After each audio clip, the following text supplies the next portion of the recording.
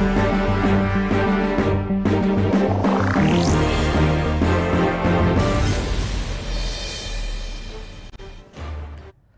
7 தமிழ் நேயர்களுக்கு அன்பான வணக்கங்கள். கேள்வி நேரம் நிகழ்ச்சிக்கு உங்களை வரவேற்கிறேன். நிதியும் கிடையாது நீதியும் கிடையாது என வஞ்சிக்கும் பாஜக அரசை மக்களிடம் அம்பலப்படுத்துவோம்னு தமிழ்நாடு முதலமைச்சர் ஸ்டாலின் பேசியிருக்கிறார். வரி பங்களிப்புக்கு ஏற்ப மாநிலங்கள் நிதி கோருவது சிறுபிள்ளைத்தனமானதுன்னு மத்திய அமைச்சர் பியூஷ் கோயல் விளக்கம் அளிச்சிருக்கிறார்.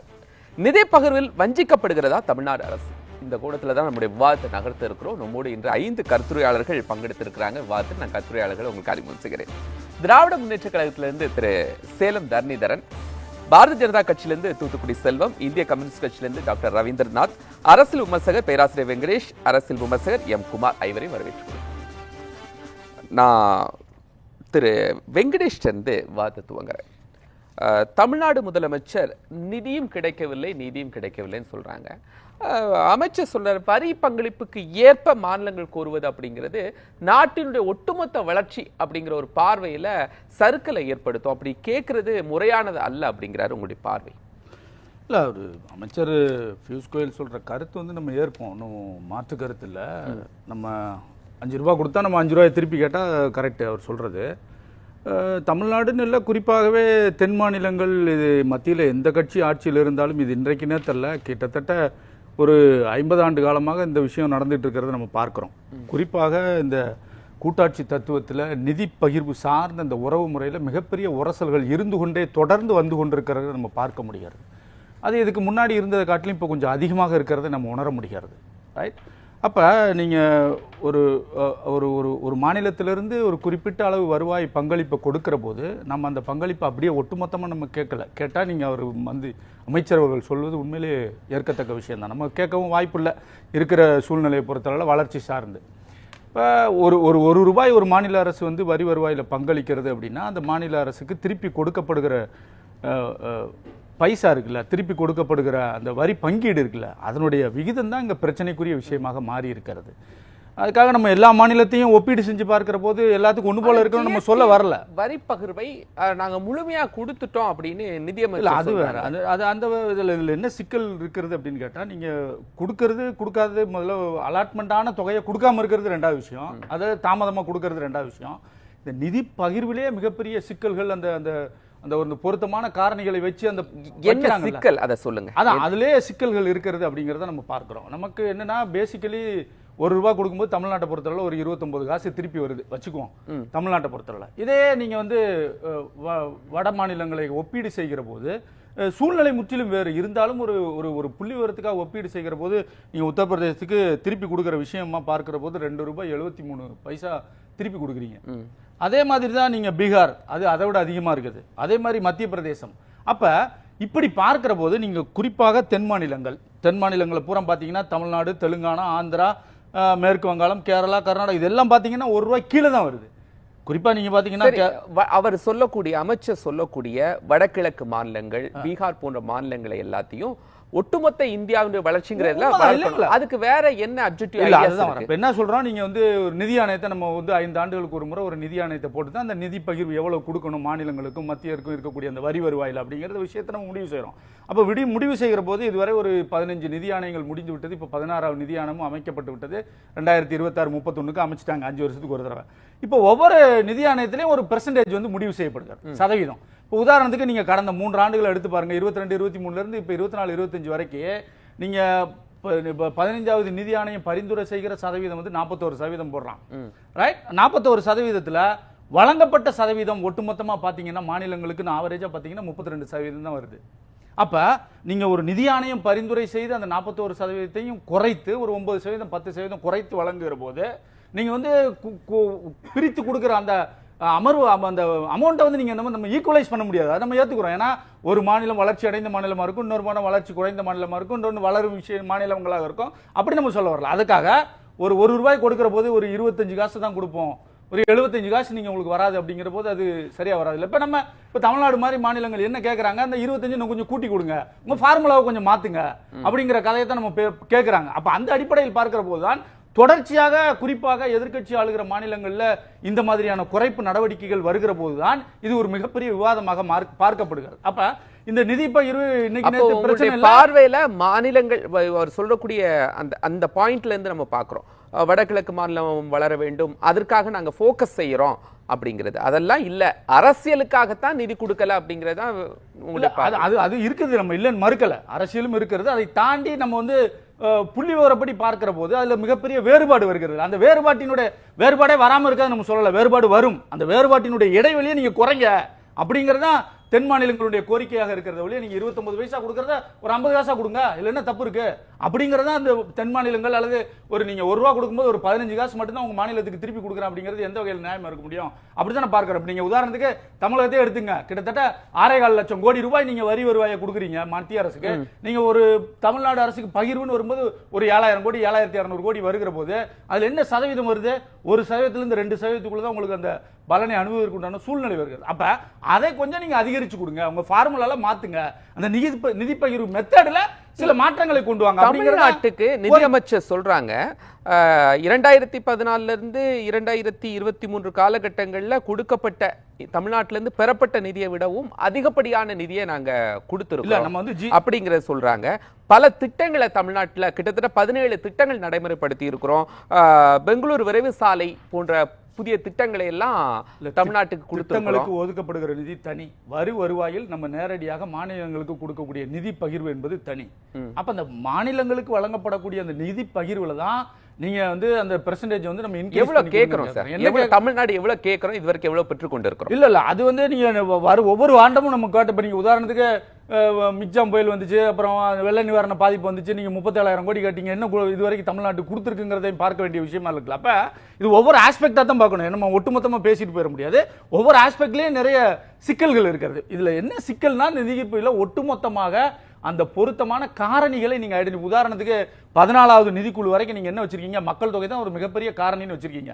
அந்த மக்கள் தொகைக்கு ஒரு பெரிய வெயிட்டேஜ் கொடுத்து நீங்க நிதி பகிர்வு கொடுத்து, அப்ப அடுத்த என்ன பண்றீங்க? நீங்க மக்கள் தொகை ஒரு வார்த்தையை போட்டு மக்கள் தொகை செயல்திறன் பேசுறீங்க. அப்ப மக்கள் தொகை செயல்திறன் 15 நிதிக்குள்ள ஒரு 2 காரணிகளை உள்ள சேர்க்கறீங்க, காடு மற்றும் சூழலியல் இருந்து அதுக்கு இத்தனை பெர்சன்டேஜ்.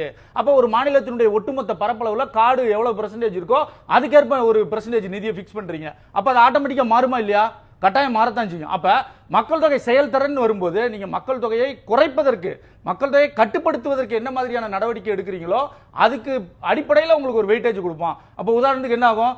எந்த மாநிலம் குறைந்த மக்கள் கருவுறுதல் விகிதாச்சாரம் இருக்கிறதோ அந்த மாநிலத்திற்கு அதிகமான நிதி பகிர்வு கிடைக்க போகுது. இதான அதுல ஃபார்முலா. அப்ப இந்த மாதிரி காரணிகளை, இந்த மாதிரியான இண்டிகேட்டர்ஸ் நீங்க உள்ள வந்து போடும்போது ஆட்டோமேட்டிக்கா வளர்ச்சியினுடைய அடுத்த படிநிலை போகக்கூடிய ஒரு நிலையில் இருக்கக்கூடிய ஒரு மாநிலம் பாதிக்குமா பாதிக்காதா? அப்ப இந்த மாதிரி சூழ்நிலையில என்ன சொல்றோம், நீங்க அந்த நிதி பகிர்வு மெத்தட் இருக்குல்ல, அந்த மெத்தட்ல சில விஷயங்களை மாத்துங்க, சேஞ்சஸ் வேணும். அதைத்தான் தென் மாநிலங்கள் தொடர்ச்சியாக கேட்டுக்கொண்டு வருது. இல்ல, தென் மாநிலங்கள் கிட்டத்தட்ட வளர்ச்சியில இருக்கிறாங்க, ஒரு தன்னிறைவு பெற்ற மாநிலங்களா இருக்காங்க. இந்த அளவுக்கு வளர்ச்சி அப்படிங்கிறது வடகிழக்கு மாநிலங்கள்ல இல்ல. அதை நம்ம ரெண்டே ஒப்பீடு பண்ண முடியாது. இப்ப நம்ம அதை நீங்க வடகிழக்கு மாநிலங்களுக்கு நீங்க அதிகமாவே கொடுங்க, நம்ம யாருமே கொடுக்க வேண்டாம்னு சொல்லலாம். அப்ப இங்க இருந்து எடுத்தா தானே கொடுக்க முடியும். இங்க இருந்து எடுக்க கொடுங்கன்னு சொல்றீங்க. அது எங்க இருந்து எடுக்கணும்? இல்ல அதுக்கு என்ன சொல்றேன், இப்ப நீங்க வந்து நீங்க தமிழ்நாட்டுல ₹1 நீங்க 29 பைசா கொடுக்குறீங்கன்னா அது ஒரு 10 காசு எக்ஸ்ட்ரா கொடுங்க, ஒரு 50 காசா கொடுங்க. ஏன் இங்கே வளர்ச்சி இருக்குல்ல, இங்கே மக்கள் தொகை கூடுது இல்ல, இதுக்கு தக்கன சில விஷயங்களை அரசு திட்டமிட்டு செயல்படுத்த வேண்டியது இருக்குல்ல. அப்ப இது மாதிரியான ஒவ்வொரு மாநிலத்திலும் சூழ்நிலை இருக்கும். அப்ப இந்த சூழ்நிலைகளை எல்லாம் எதிர்கொள்ள வேண்டும் அப்படின்னா நீங்க அடுத்த 5 ஆண்டுகளுக்கு தான் நீங்க நிதி ஆணையம் பரிந்துரைக்கிறது. அப்ப அந்த 5 ஆண்டுகளுக்கு பரிந்துரைக்கிறத கூட மத்திய அரசு செயல்படுத்தல. அந்த புள்ளி விவரங்களின் அடிப்படையில் அது அப்படிதான் வருது. நீங்க 22, 23ல இருந்து நிதி ஆணையம் பரிந்துரைக்கிறத மத்திய அரசு செயல்படுத்தலையா? அது குறைவு இருக்குல்ல. நீங்க 41% நீங்க பரிந்துரைக்குது, நிதி ஆணையம் 32% தான் நீங்க வழங்கி இருக்கிற புள்ளி விவரம் சொல்லுது. அப்ப 9% கேப் உள்ளதா இல்லையா? நீங்க 41 கொடுத்ததிலே நீங்க 9% குறைவு அப்படிங்கிற போது நிதி ஆணையம் பரிந்துரைத்தலே நீங்க குறையா கொடுக்கும்போது ஆட்டோமேட்டிக்கா பாதிப்பு வரத்தானே செய்யும். அப்ப அந்த மாதிரி சூழ்நிலைகள்ல நீங்கள் வந்து வட மாநிலங்கள்ல யூபி மாப்பி மாதிரியான மாநிலங்களுக்கு அதிகமான பகிர்வை கொடுக்கிற போது கட்டாயம் அந்த அரசியல் ரீதியிலான வேறுபாடு வரத்தானே செய்யும். அப்ப ஒரு கண்ணோட்டம் வருமா இல்லையா? அப்ப ஆளும் கட்சிக்கு சாதகமா இருக்கக்கூடிய மாநிலங்களுக்கு இப்படியான ஒரு போக்கை எடுக்கிறார்கள் அப்படிங்கிற வாதம் வரும்ல, அப்ப அந்த பார்வை வரும், விமர்சனம் வரும். அப்ப அந்த விமர்சனத்துக்கும் சேர்த்து நீங்க நிதி பகிர்வில், இது இன்னைக்கு நேற்று கேட்கலைங்க, அந்த நிதி பகிர்வில் ஏகப்பட்ட சிக்கல் இருக்குது. கடந்த 50 ஆண்டுகளாக ஃபார்முலாவை மாற்ற சொல்லி தான் நம்ம கேட்டுக்கிட்டே இருக்கோம். அந்த ஃபார்முலால சரியான மாற்றங்கள், சரியான பொருத்தமான காரணிகளை பொருத்துவதற்குண்டான சூழல் அது இல்லாதனால தான் தொடர்ச்சியாக இந்த நிதி பகிர்வில் வந்து மிகப்பெரிய போராட்டத்தை எதிர்கொள்ள வேண்டிய ஒரு சூழல் தென் மாநிலங்களுக்கு இருக்கிறது. அதுல குறிப்பாக தமிழ்நாடு போன்ற வளர்கின்ற மாநிலங்களுக்கு அதிகமாக இருக்கிறது நான் நினைக்கிறேன். குமார், மத்திய அரசு நிதி நீதி ரெண்டுலையுமே வஞ்சிக்கிறது அப்படின்னு தமிழ்நாடு முதலமைச்சர் சொல்றாரு. தமிழ்நாட்டு கடன் லெவல் உங்களுக்கு தெரியும். அப்படி இருக்கிற போது கேட்கிற நிதியை முறையா கொடுக்கறதுல மத்திய அரசுக்கு என்ன சிக்கல்? நீங்க வடகிழக்கு மாநிலங்களுக்கு கொடுங்க, பீகாருக்கு கொடுங்க, தமிழ்நாட்டிற்கும் கொடுங்களேன், இங்கேயும் கடன் இருக்குல்ல. அதாவது சமீபத்தில் புதிய தலைமுறைக்கு நம்முடைய நிதித்துறை செயலாளர் சோமநாதன் கொடுத்த பேட்டி எல்லாரும் படிச்சிருப்பாங்க. அதில் வந்து அவர் சொல்கிறார் 41% இது வந்து ஃபினான்ஸ் கமிஷன் அவங்க என்ன ரெக்கமெண்ட் பண்ணியிருக்காங்களோ. என்ன சொன்னார் அதை தெளிவாக சொல்லுங்கள். அதான் ஃபினான்ஸ் கமிஷன் சொன்னது 41% என்று ஃபினான்ஸ் கமிஷன் எங்களுக்கு என்னென்ன அறிவுறுத்தி இருக்கிறதோ அதை நாங்கள் எந்த இடத்துலையும் பாக்கி வைக்கல, எல்லாத்தையும் நாங்கள் கொடுத்தாச்சு அப்படின்னு அவர் சொல்லியிருக்கார். அவர் சொன்னதே வேணாலும் எடுத்து படிக்கலாம். அப்படி அவர் சொல்லியிருக்கார். ரெண்டாவது, ஃபியூச்சர் எதிர்காலத்தில் பேராசிரியர் வெங்கடேஷ் அவர்கள் சொன்னது எனக்கு ஒரு சின்ன முரண்பாடு இருக்கிறது. 1 ரூபாய்க்கு 29 பைசான்றது சும்மா ஒரு பொதுவாக சொன்ன ஒரு வார்த்தை. ஜிஎஸ்டியில் நேரடியாக 50% போய் விடுகிறது. அதுக்கு அப்புறம் உள்ளதில் 21 பைசா 71 பைசா மத்திய அரசுக்கு போய் சேர்ந்து விடுகிறது. அதை எல்லாரும் விளக்கியாச்சு. திரும்பியும் அதே அந்த அந்த டெர்மினாலஜி நம்ம யூஸ் பண்ணிகிட்டே இருக்கோம். அது ஏன்னு தெரியல. 2, அதுக்கப்புறம் அடுத்த திட்டத்தில் மத்திய அரசுக்கு 60%, செலவுகளில் மத்திய அரசு 60%, மாநில அரசு 40% நிர்ணயிக்கக்கூடிய திட்டம் அரசுக்கு இருக்கிறது என்றும் சொல்லியிருக்கிறார் சோமநாத் அவர்கள். இதில் வந்து மத்திய அரசையோ நிதியமைச்சகத்தையோ சாட வேண்டிய அவசியமே இல்லை. எல்லாமே எந்த குறைகள் இருந்தாலும் ஃபினான்ஸ் கமிஷன் முன்ன முறையிடுறதுக்கு. நீங்க சோம்நாத் சொன்னதெல்லாம் நீங்க சொல்றீங்க. பட் அமைச்சர் என்ன சொல்றாரு அப்படின்னா, நீங்க நிதி கொடுக்கிற எவ்வளவு வரி கொடுக்குறீங்களோ அதெல்லாம் உங்கள் மாநிலத்திற்கே பகிர்வு கேட்டா மற்ற மாநிலங்கள் எப்படி வளர்ச்சி அடைகிறது அப்படிங்கிறது. இங்கே கடன் சுமையில இருக்கும்போது எங்களுக்கும் தேவை இருக்கு அப்படின்னு முதலமைச்சர் கேட்கறதுல என்ன? அவரு பொதுவா முதலமைச்சர் தன் மாநிலத்துக்கு தானே கேட்கிறாரு. அத அந்த ஸ்டாட்டிஸ்டிக்ஸ் வந்து பண்றது வந்து ஃபினான்ஸ் கமிஷன் ஒவ்வொரு மாநிலத்துக்கும். ஃபினான்ஸ் கமிஷன் பரிந்துரைத்ததே முழுமையா கொடுக்கல அப்படிங்கிறது. இல்ல 42% 41 32ன்றாரு. நிதி துறை செயலாளர் வந்து 41% கொடுத்தாச்சுன்னு சொல்லியிருக்கிறார். நீங்க வேணா பாத்துக்கங்க. இருக்கு, நான் படிச்சேன், இப்போ படித்தேன் கொஞ்ச நேரத்துக்கு முன்னே. 41% கொடுத்தாகி விட்டதுன்னு அவர் சொல்லியிருக்காரு. எங்கேயும் பாக்கி இல்லை, எந்த மாறுபாடும் எந்த மாநிலத்துக்கும் எந்த முரண்பாடும் இல்லைன்னு கூட சொல்லியிருக்கார். ஆனால் 41% 32% கொடுக்கப்பட்டிருக்கிறது பேராசிரியர் சொல்லுகிறார்கள். அது எந்த புள்ளி உரத்தை வைத்து சொல்லுகிறார்கள் என்று எனக்கு புரியவில்லை. நம்ம டேட்டாக்குள்ள போகல. ஆகையினால இதற்கு வேறு ஒரு திட்டம் இருக்கிறது என்றும் கூட அவர் சொல்லியிருக்கிறார். இதற்கு 60% மத்திய அரசும் 40% மாநில அரசும் செயல்படுத்த செலவினங்களை பொறுப்படுத்திக் கொள்ள வேண்டிய திட்டம் அரசிடம் இருக்கிறது என்றும் நிறைவு பேட்டியை முடிக்கும் பொழுது அவர் சொல்லியிருக்கிறார். இல்லை, அவர் பேட்டியில் சொல்லட்டும் சார். ஆனால் அவங்க என்ன சொல்கிறாங்க, பாஜக ஆள் மாநிலமாக இருக்கட்டும், அவங்களோட அலைன்ஸ் வைத்திருக்கிற மாநிலமாக இருக்கட்டும், அவங்களுக்கெல்லாம் நீங்கள் என்ன பண்ணுறீங்க, முறையான நிதி கொடுக்குறீங்க. உங்களுக்கு அகைன்ஸ்டாக இருக்கக்கூடிய மாநிலங்களுக்கு தான் நீங்கள் நிதி பகிர்வில் இந்த மாதிரியான ஸ்ட்ராட்டஜிஸை உருவாக்குறீங்க சார். அதாவது இந்தியாவுக்கு 28+9 மாநிலங்கள் யூனியன் டெரிட்டரி சேர்த்தா அது 9, 28, 37 மாகாணங்கள். எல்லாத்துக்கும் ஒரே மாதிரி செய்றீங்களா? ஒரே பார்வையில் பார்க்குறீங்களா? எல்லாத்துக்குமே ஒரு மாநிலம் எந்த அளவில் வளர்ச்சி இருக்கிறது, இன்னொரு மாநிலம் எப்படி இருக்கிறது, இன்னொரு மாநிலம் எப்படி இருக்குது, எல்லாத்தையும் பார்த்து. ஒரு குடும்பத்தில் 10 பிள்ளைங்க இருக்குன்னா அதில் நலிந்த பிள்ளைகளை பார்த்து அவங்களுக்கு கொஞ்சம் ஊட்டச்சத்து கொடுக்க டாக்டர் இருக்காங்க, அவங்களுக்கு தெரியும் அதை பற்றி நல்லா. அந்த ஊட்டச்சத்து கொடுத்து அதுக்கு செலவு பண்ணி கொஞ்சம் தயார் பண்ணி இந்த குழந்தைக்கு ஈக்குவலா பண்ணணுங்கிற லாஜிக்கு தான் சார் இருக்கும். கடன்ல 51 ஆரம்பிக்கப்பட்ட கடன் இருக்கு சார். கடன்ல முதலிடத்துல இருக்குமே, இது நலிவு இல்லையா? அதை செட்டில் பண்ணணும்னா நீங்க நிதி கொடுக்கணும்ல. இல்ல நிதி கமிஷன் பரிந்துரையை மத்திய அரசு நிறுத்தல சார். நிதி கமிஷன்ல முறையிடுறதுக்கு இவங்களுக்கு ஆப்ஷன் இருக்கு. என்ன செய்யணுங்கிறத டீட்டெயிலாக பேச முடியும். பேசி அதை எப்படி மாற்றி அமைக்கணுங்கிறதுனாலும் சொல்ல முடியும். கூட குறையங்கிறத பற்றியும் சொல்ல முடியும். அதிகமாக வேணுங்கிறதையும் கேட்க முடியும். எல்லாமே நிதி கமிஷனோட வச்சுக்கணுமே தவிர மத்திய அரசு கிட்ட சண்டைக்கு போகிறது அவசியம் இல்லைங்கிறது என்னுடைய கருத்து. எல்லா நிதிகளும் கொடுக்கவில்லை, நிதியெல்லாம் நீங்க ப்ராப்பரா மாநில அரசு செயல்படுத்தக்கூடிய திட்டங்களுக்கு கொடுத்தீங்கன்னா ஏன் கடன் வரப்போகுது மாநில? அந்த கணக்குல எப்படி தமிழ்நாடு முதலமைச்சர் சொல்றாரு, அதானே நான் உங்ககிட்ட கேட்டிருக்கேன் திரும்ப திரும்ப. தமிழ்நாடு 7,268 கோடி, உத்தரப்பிரதேசத்துக்கு 31,962 கோடி, பீகாருக்கு 17,921 கோடி, மத்திய பிரதேசம் 13,987 கோடி, கேரளா 3,430 கோடி, ஆந்திரா 7,211 கோடி, தெலுங்கானா 3,745 கோடி. இந்த மொத்தம் வந்து இது அக்டோபர்ல உள்ள தவணையும் சேர்த்தா 89,086 கோடி ரூபாய் கொடுக்கப்பட்டிருக்கிறது. அது அவருடைய அறிக்கை தான், அது அவருடைய பேசுனது சொன்னது. ஆக நாங்கள் வந்து ஃபைனான்ஸ் கமிஷன் என்ன பரிந்துரை பண்ணுறதோ அதில் ஒன்றையும் குறைக்கல 41% அவர் சொல்லியிருக்கார். அதனால டாக்டர் வெங்கடேசன் சொல்றது 32% எந்த புள்ளி நான் தேடினாங்க எதுலையும் கிடைக்கல. அதனால அது இருந்தால் அவர் கொடுக்கட்டும். அது அப்படி இருந்தால் அதை பற்றி பேசலாம். அது நான் எனக்கு தெரிஞ்ச வரைக்கும் இதுதான் கொடுக்கப்பட்டிருக்கிறது.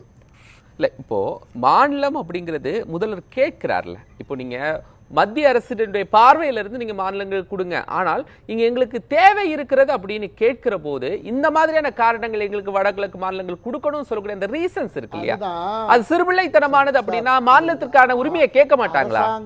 இந்திய அரசாங்கம் ஃபார்ம் பண்ண காலத்துல இருந்து 1951 நிதி கமிஷன் ஆரம்பிக்கப்பட்டு இன்னைக்கு 15 முடிஞ்சு 16 ஆரம்பிச்சிருக்கு. இப்போ அடுத்த 5 வருஷத்துக்கு அதை திரும்ப இது ஸ்டார்ட் பண்ணி வச்சிருக்காங்க.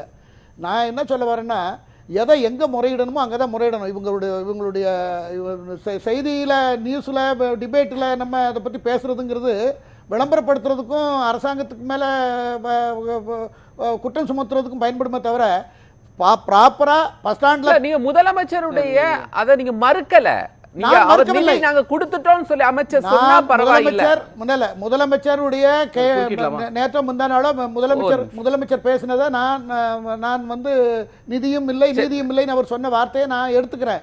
ஆனால் அதை எங்க முறையிடணுமோ அங்க முறையிடணும்ன்ற விளக்கம் தெளிவா சொல்லலையே. விளக்கம் தெளிவா சொல்லலையே. இல்ல விளக்கம் பியூஷ் கோயல் சொல்லியிருக்கிறாரு. பியூஷ் கோயல் வந்து கொடுத்ததே கிடைக்கும்னு எதிர்பார்க்க முடியாது.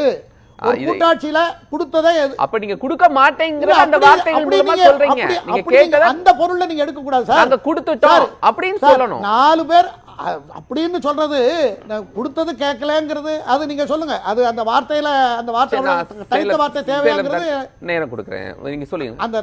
அந்த தடித்த வார்த்தையை பியூஷ் கோயல் சொன்னதுல எனக்கு முரண்பாடு இருக்கிறது. அதை வந்து நான் ஏத்துக்கிறேன்.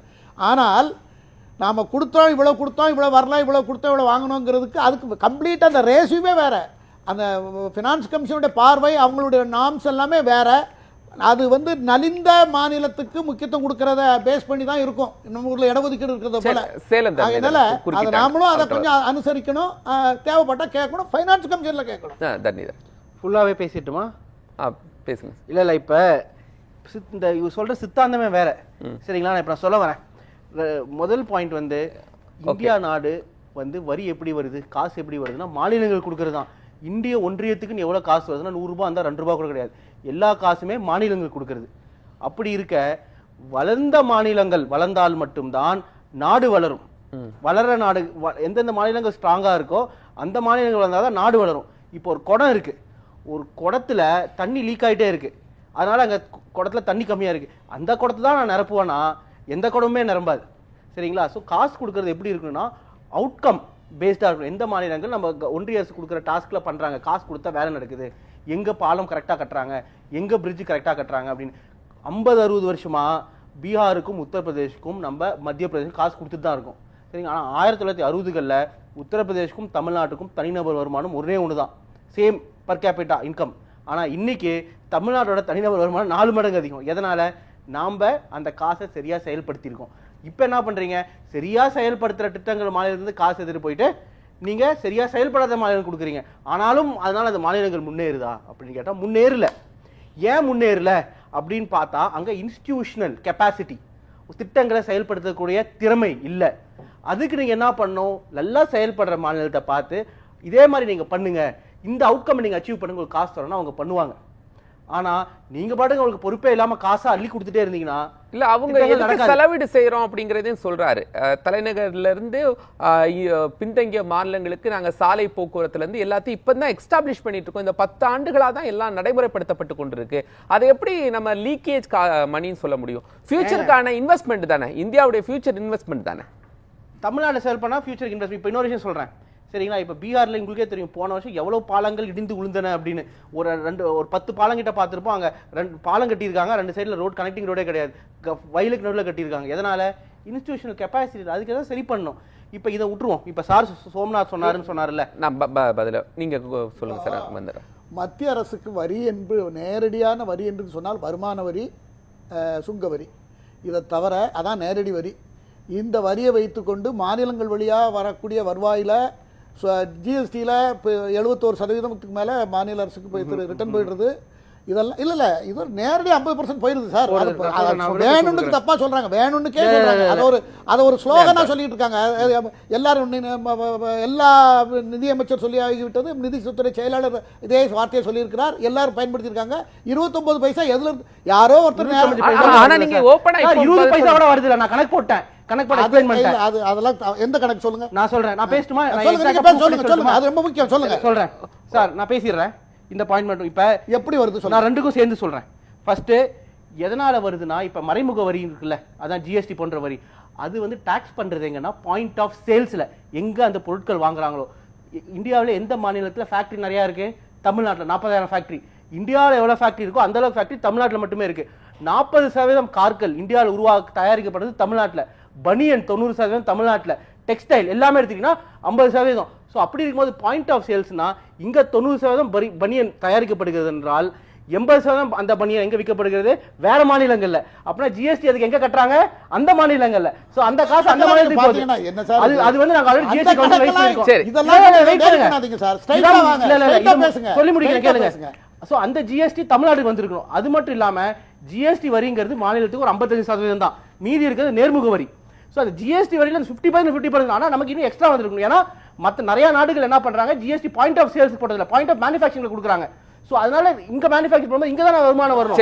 அவர் சொல்றது போல பார்த்தா, நண்பர் சொல்றது போல பார்த்தா, லூதியானால ஆட்டோமொபைல் ஐட்டம் இந்தியாவில் பல மாநிலங்கள்ல பல தயாராகி பஞ்சாப்ல பாருங்க, நமக்கு தகுந்த மாதிரி தமிழ்நாடும் பாதிக்கப்படும். இரண்டாவாதமே பேச வேண்டாம், இரண்டாவாதமே கிடையாது. இந்த இரண்டாவாதமே பேச வேண்டிய அவசியம் இல்ல, கிடையாது. இது எப்படி இரண்டாவாதம்? இது இரண்டாவாதம் தான்.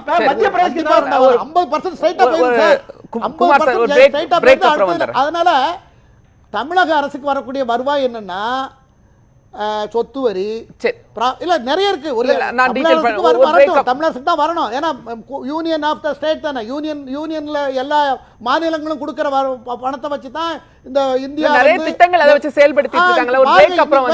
ஒரே ஒரு கட்டம் சொல்லிடுறேன். அதாவது இந்தியாவுக்குள்ள நீங்க இப்போ ஒரு டிராவல் பண்ணி பாத்தீங்கன்னா எல்லா மாநிலத்திலையும் கட்டுமானங்களும் கட்டடங்களும் பிரிட்ஜும் ரோடும் நீங்க பார்க்க முடியும்.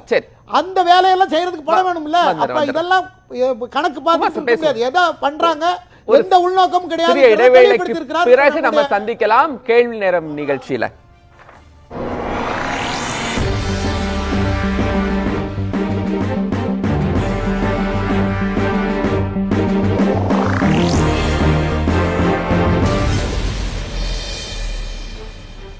அம்மா அப்பாவும்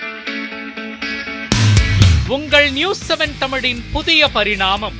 டிஜிட்டல் யுகத்தில் சமூக வலைதளங்களில் முன்னணி ஊடகமாக முத்திரை பதித்துக் கொண்டிருக்கும் உங்கள் news 7 Tamil YouTube, Facebook, Instagram, ShareChat, X போன்ற தளங்களை தொடர்ந்து தனித்துவத்துடன் செய்திகளை விரைவாக வழங்க வாட்ஸ்அப் சேனலாக உங்கள் உள்ளங்கையில் உண்மை செய்திகளை உடனுக்குடன் பெற வாட்ஸ்அப்பில் பின்தொடருங்கள்.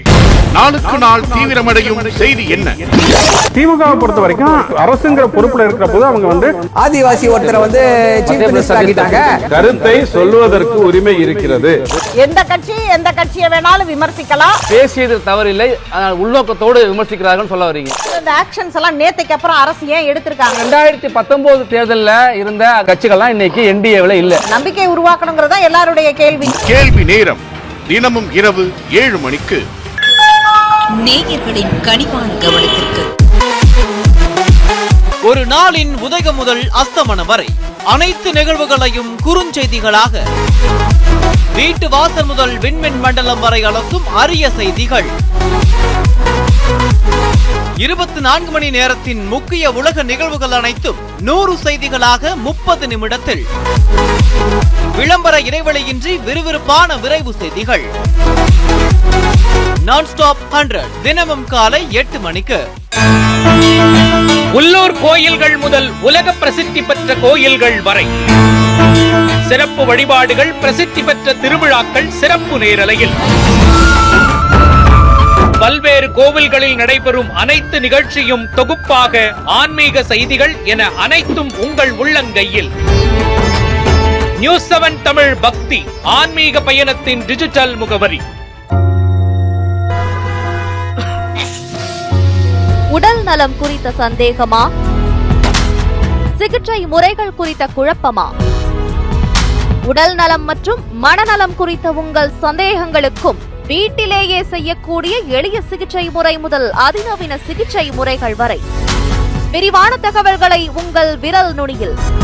ஆரோக்கிய வாழ்விற்கான வழிகாட்டியாக உங்கள் நியூஸ் 7 தமிழ் ஹெல்த். யாக்கை காக்க. உங்கள் நியூஸ் 7 தமிழின் புதிய பரிணாமம்.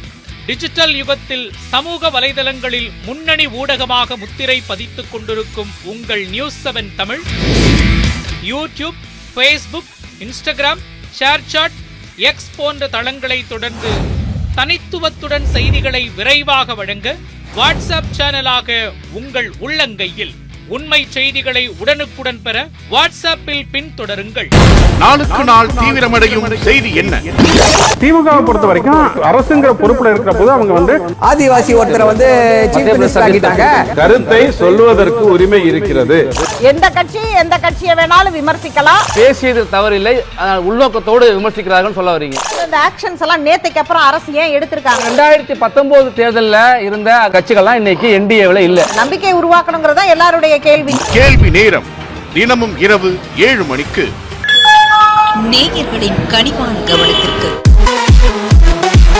ஒரு நாளின் உதயம் முதல் அஸ்தமனம் வரை அனைத்து நிகழ்வுகளையும் குறுஞ்செய்திகளாக, வீட்டு வாசல் முதல் விண்மின் மண்டலம் வரை அலசும் அரிய செய்திகள்,